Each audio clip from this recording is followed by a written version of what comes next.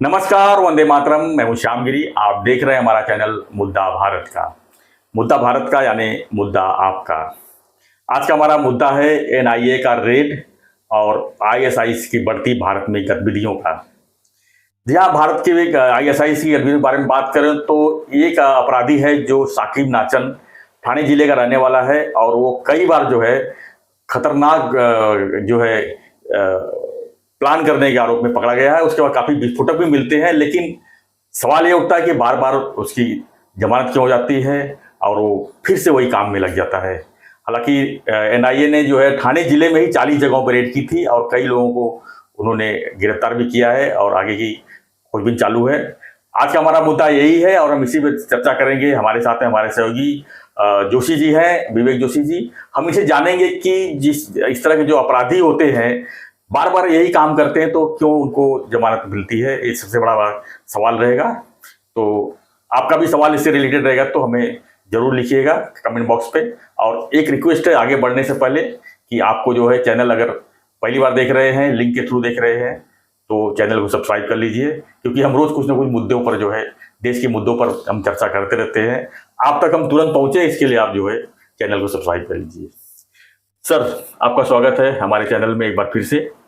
क्या कहेंगे सर, जो इस तरह की एनआईए की रेड पड़ी है खासकर मुस्लिम इलाकों में? ठाणे जिले की बात करें तो भिवंडी आता है, मीरा रोड है, राबोड़ी है, मुमरा है। मुमरा का कई बार हाईलाइट हो चुका है इस मामले में।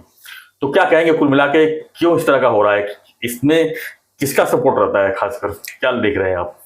जय हिंद, वंदे मातरम। दोस्तों, सर मैं पहले आपके कौन से प्रश्न का जवाब दूं कि इसको बार बार बेल क्यों मिलती है, इसका दूं या पहले मैं आपने जो सवाल पूछा उसका दूं? सर पहला सवाल तो ये मेरा है कि जो इस तरह की गतिविधियां चलती है आखिर में इसकी जरूरत क्या है? इनको इस तरह के हमारे देश में रह के जो है देश के साथ गद्दारी क्यों करते हैं? क्या इनका काम ही यही है? सर, काम इनका ये नहीं है। एक्चुअली कैसा है, आप ये देखिए कि इस समय न केवल हिंदुस्तान बट वर्ल्ड की, लगभग विश्व की सभी कंट्रीज, खासतौर से यूरोप, अमेरिका और बाकी और जो भी कंट्रीज हैं, ब्रिटेन, ये सब कंट्रीज एक आइडियोलॉजी से लड़ रहे हैं जी। और इस आइडियोलॉजी को प्रमोट भी वेस्टर्न कंट्रीज ने करा। आज अगर आप आईएसआईएस की बात करें तो इसमें सबसे बड़ा हाथ अमेरिका का है जी। अगर अमेरिका सद्दाम हुसैन पर हमला करके, मतलब इराक पे हमला करके अगर सद्दाम हुसैन को जान से नहीं मारता, उसको फांसी की सजा नहीं देता, तो ये आईएसआईएस कभी पैदा ही नहीं हुआ होता। आपका तेल का विवाद था, आप तेल के विवाद तक सीमित रहते तो कोई बात नहीं थी, लेकिन आपने उनकी हत्या करवा दी, उनको आपने फांसी की सजा दिलवा दी। तो आज इन लोगों को कंट्रोल करने वाला उस एरिया में कोई नहीं है। जब तक सद्दाम हुसैन जीवित था, जब तक सद्दाम हुसैन इराक का राष्ट्रपति था, आईएसआईएस बोलिए, कोई बोलिए, किसी की हिम्मत नहीं थी इस तरह के काम करने की। वो अपनी आइडियोलॉजी में लड़ते थे, वो बात अलग थी, लेकिन कोई इधर की तरफ नहीं आता था जी। अब आप अगर इसको हिस्टोरिक परिप्रेक्ष्य में इसको देखेंगे तो सबसे पहले आपको ये देखना पड़ेगा आईएसआईएस क्या चीज़ है, कहाँ से बनी, क्यों ये सब चल रहा है। अब आपने जो सवाल पूछा कि ये क्यों ऐसा काम करते हैं, मैं उसका जवाब आपको दे रहा हूँ। देखिए, आईएसआईएस जो है, आईएसआईएस से पहले इसको बोलते थे Islamic State of Iraq and Levant जी। और इसकी स्थापना 2003 में हुई। उस समय पे इराक की जो गवर्नमेंट फोर्सेस थी उसके अगेंस्ट लड़ने के लिए और अमेरिकी और जो नाटो की फोर्सेस थी उसके खिलाफ लड़ने के लिए आईएसएल, जी, ठीक है, Islamic State of Iraq and Levant, उस समय इसे आईएसआईएल बोलते थे। और ये आईएसआईएल के लड़ाके जो है उनसे लड़ते रहते थे और काफ़ी, ये एक बेसिकली सुन्नी जो इस्लाम मुसलमानों का समुदाय है, सुन्नी समुदाय के मानने वाले हैं ये, और ये लड़ाके उनके लिए अगेंस्ट लड़ते थे। तो ये लोग क्या करते थे, इराक में जो भी जगह ये लिबरेट करते थे वहां पे इस्लामिक कानून के तहत काम करते थे। लेकिन क्या हो गया, 2007 आते आते Islamic State of Iraq and Levant के खिलाफ जो सुन्नी कबीले थे वो खुद इनके खिलाफ हो गए, क्योंकि इन्होंने इतनी जाति उनके ऊपर भी कर दी कि उन्हें इनके खिलाफ बंदूक उठानी पड़ी। तो वो जब कबीले इनके खिलाफ हो गए तो ये वहां से कमजोर हो गए।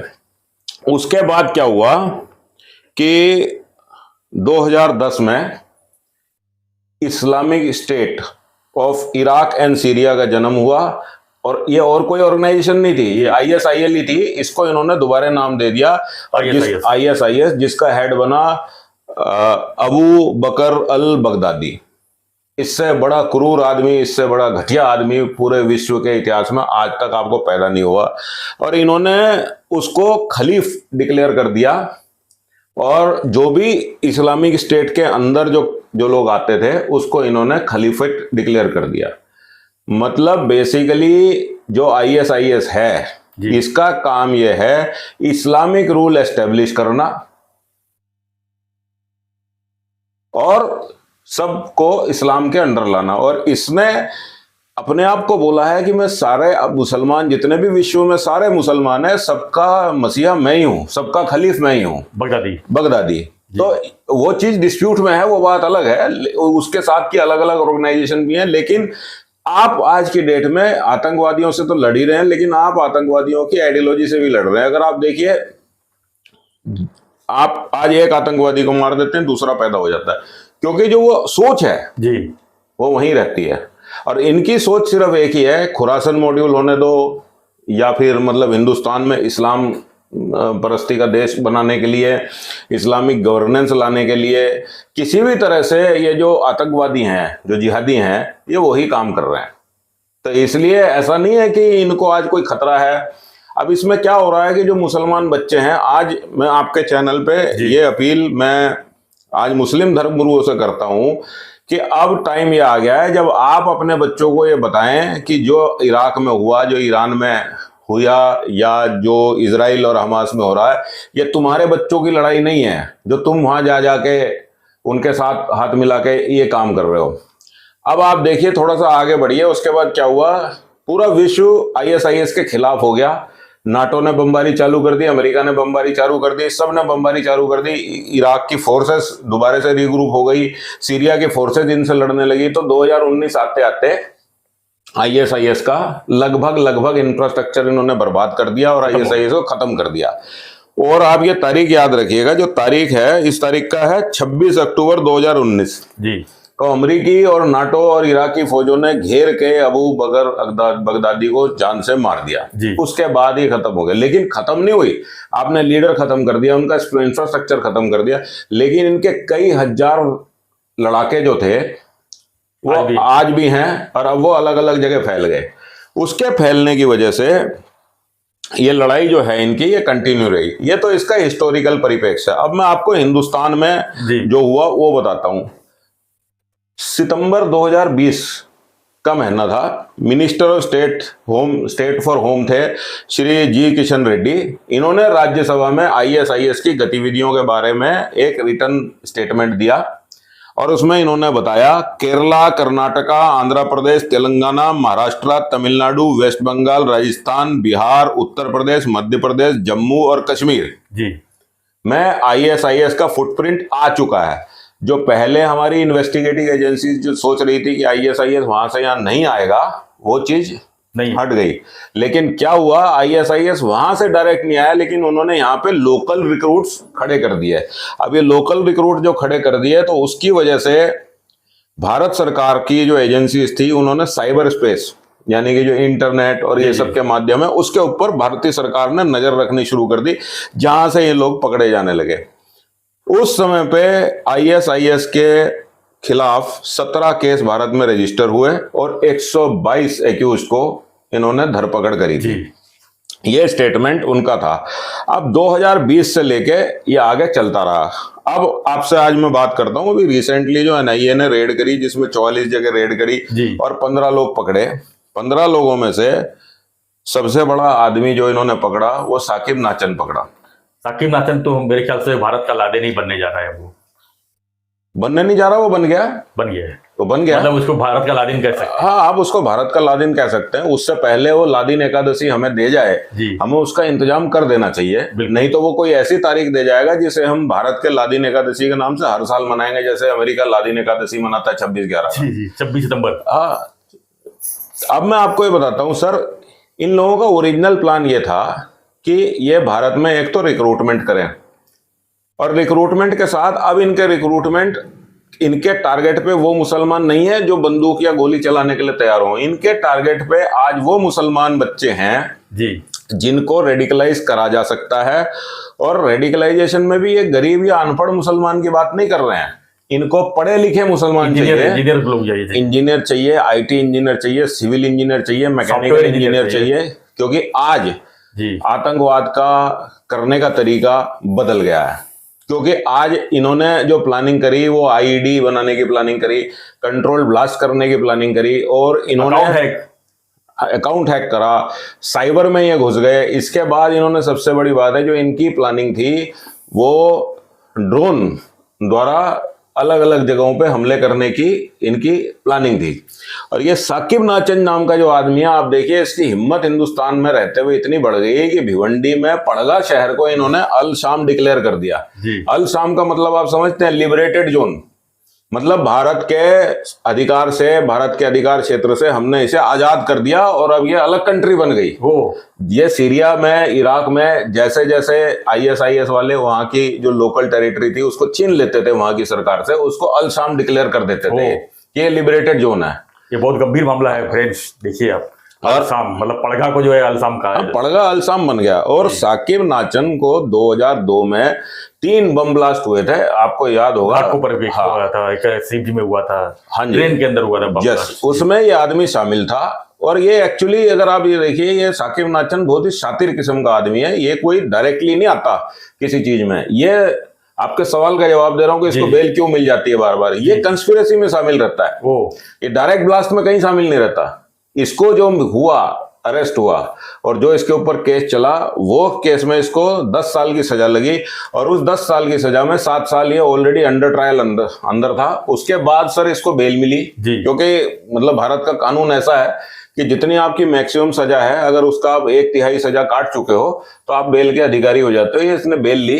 बेल लेने के बाद ये बाहर आया और बाहर आते ही एक भिवंडी में एक काफी बड़े नामी वकील साहब हैं जिनका नाम वो विश्व हिंदू परिषद के वो भी हैं, वो अपने कार्यकर्ता भी हैं, और उनका नाम है मनोज रायचा।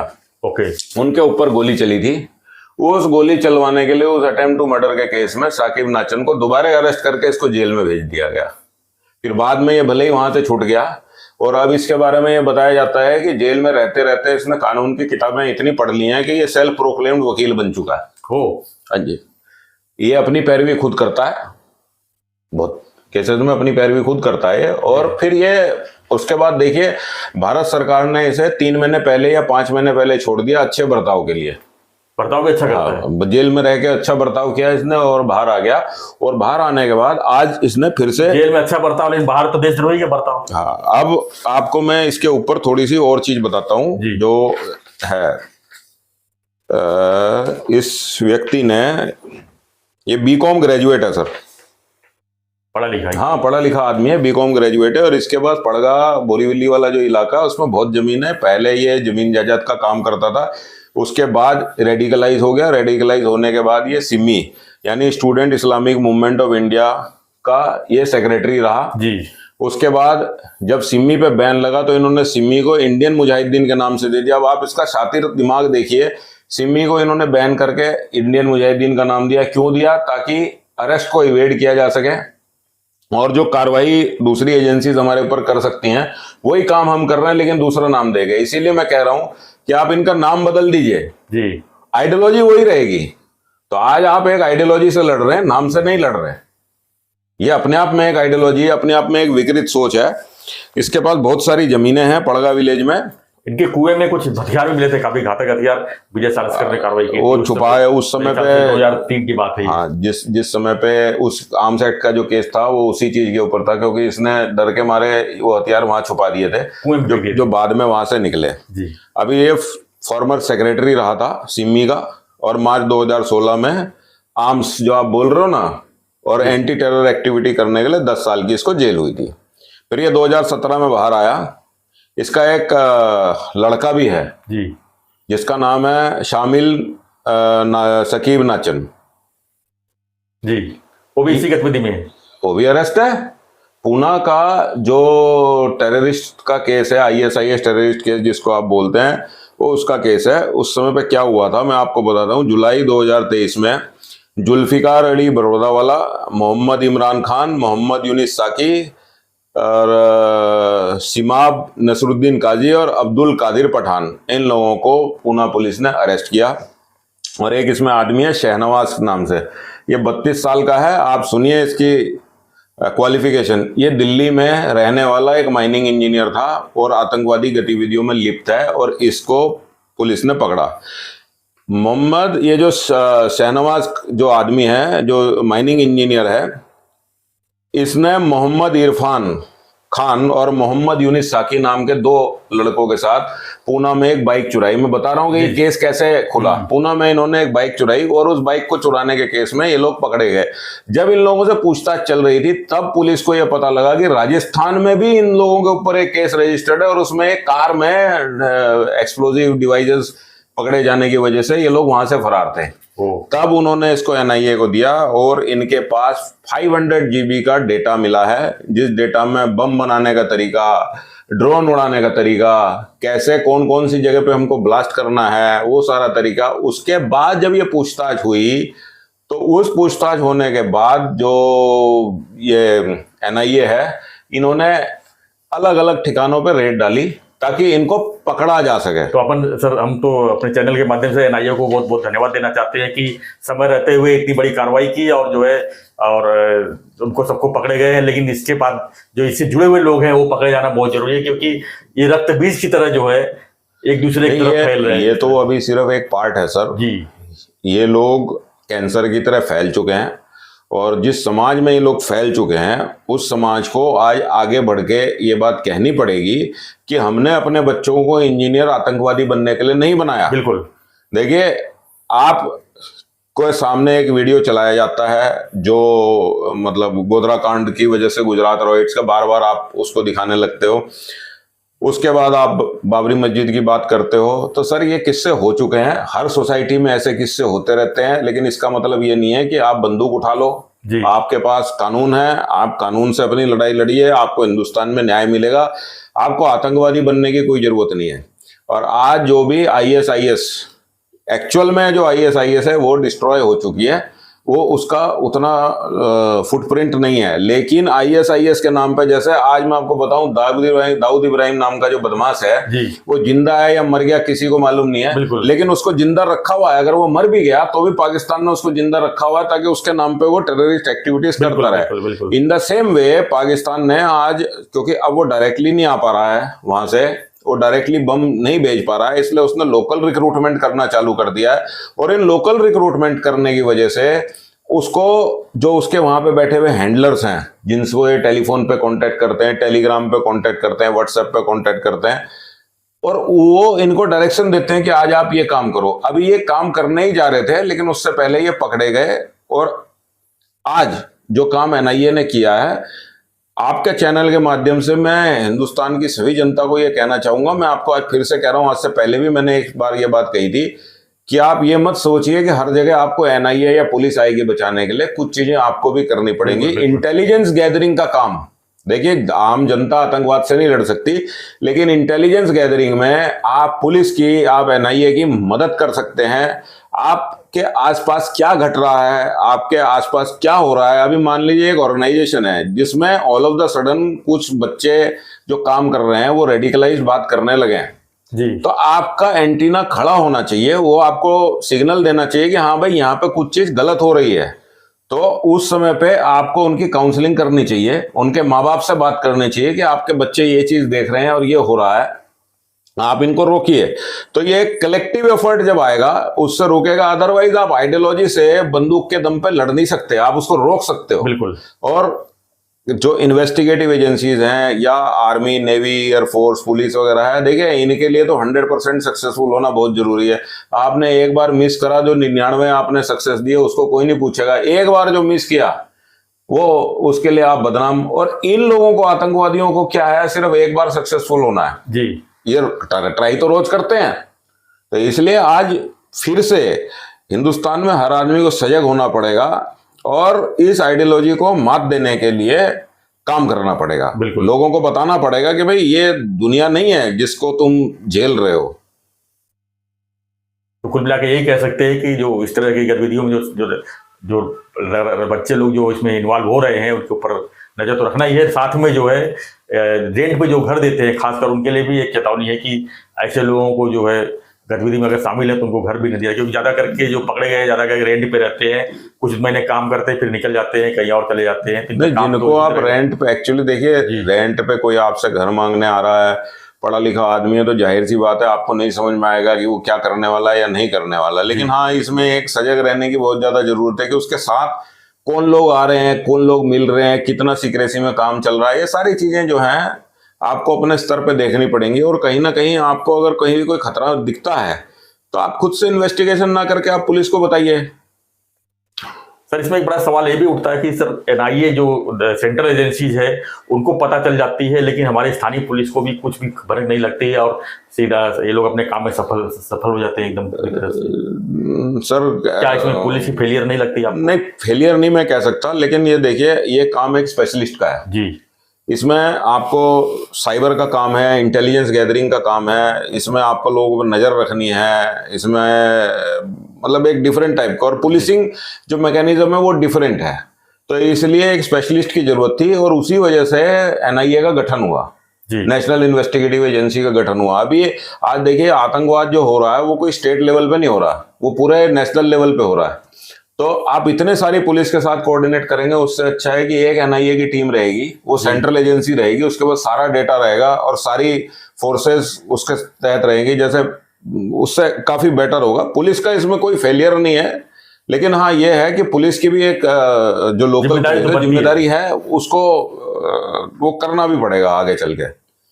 तो कोई भी जो स्टेक होल्डर है उसको आप अवॉइड नहीं कर सकते, क्योंकि एनआईए भी मतलब अगर लोकल लेवल पे आके काम करती है तो सबसे बड़ा आप देखिए जैसे पुलिस वाले हैं जो पेट्रोलिंग वाले जो गाड़ियों पे जाते हैं, जिन लोगों के अपने एसेट्स हैं जो खबर देते हैं, वो सब चीजों पे ध्यान रखना। और सबसे बड़ा सर आज जो है रिक्रूटमेंट जो हो रहा है ना आईएसआईएस में या इन आतंकवादी संगठनों में, वो इंटरनेट के जरिए हो रहा है, बिल्कुल साइबर स्पेस के जरिए हो रहा है। तो कहीं ना कहीं उसकी वजह से बहुत फर्क आ रहा है। आज आपको मतलब लोगों को अपने बच्चों का कंप्यूटर चेक करना चाहिए, उसका मोबाइल चेक करना चाहिए, वो क्या पिक्चर देख रहा है क्या नहीं देख रहा। अरे भाई ठीक है, मुसलमान का बच्चा है तो क्या है तो बच्चा ही ना वो जी, है तो अपने देश का रहने वाला है, अपना ही नागरिक है। अब मुसलमान का बच्चा जबरदस्ती क्यों आतंकवादी बने? लोग फिर कहेंगे कि भाई आप इसे रिलीजन से मत जोड़िए, लेकिन अगर मैं तो रिलीजन से नहीं जोड़ रहा, लेकिन मैं आप लोगों से रिक्वेस्ट कर रहा हूं कि आप अपने बच्चों को ये बोलिए कि भाई रुकिए, थमिए, देश के साथ दीजिए, देश के साथ दीजिए। आज ये के साथ मत दीजिए। ये सब पढ़े लिखे लोग हैं जो बच्चे पकड़े गए हैं या अभी आदमी बन चुके हैं, वयस्क बन चुके हैं, ये सारे पढ़े लिखे लोग हैं, ये कोई अनपढ़ गंवार नहीं है। और जिन्होंने वर्ल्ड ट्रेड सेंटर की 2 टावर गिराई थी, वो जो आतंकवादी जहाज में बैठ के गए थे, जो मुस्लिम आतंकवादी जहाज में बैठ के गए थे, वो सब पढ़े लिखे थे। जहाज उड़ाने वाला कोई अनपढ़ आदमी थोड़ी है, पायलट रहा होगा, पायलट है। और आज जिस हिसाब से जैसे अब पहले जैसे बम सर दूसरी जगह से आ जाता था, आज वो चीज की जरूरत नहीं है। आज आप उसे लोकली असेंबल कर सकते हो। तो आपको देखना है कि भाई क्या हो रहा है, ये आदमी क्या खरीद के ले जा रहा है, क्या नहीं खरीद के ले जा रहा है। सजग रहेंगे तो सेफ रहेंगे सर। तो धन्यवाद विवेक जी। तो ये थे विवेक जोशी जी, हम चर्चा कर रहे थे जो आतंकवादी गतिविधियां जो चल रही है खासकर महाराष्ट्र में, उसके ऊपर हम चर्चा कर रहे थे। जैसे थाने में जो है, थाने जिले में जो है 40-42 जगहों पर जो छापेमारी पड़े, और खासकर वो जो साकिब नाचन जो एक भारत का एक लादिन बन चुका है, इसके बारे में हम चर्चा कर रहे थे कि इसको जो है बार बार इस देशद्रोही मामले में पकड़ा जाता है, लेकिन बार बार जमानत पर छूटने के बाद फिर उसी काम में लग जाता है और फिर एक बार पकड़ा जाता है। सवाल यही उठता है कि आखिर उसी जमानत क्यों होती है और क्यों जो है ऐसे यहाँ के जो पढ़े लिखे मासूम बच्चों को जो है बरला कर ऐसे काम में लगाया जा रहा है। तो हम यही आह्वान करते हैं आपसे कि सजग रहिए, सुरक्षित रहिए और ध्यान रखिए और ख्याल रखिए। तो आपको हमारा चर्चा कैसा लगा हमें कमेंट बॉक्स जरूर लिखिए और बने रहिए हमारे साथ, देखते रहिए हमारा चैनल मुद्दा भारत का। जय हिंद सर, जय हिंद, वंदे मातरम।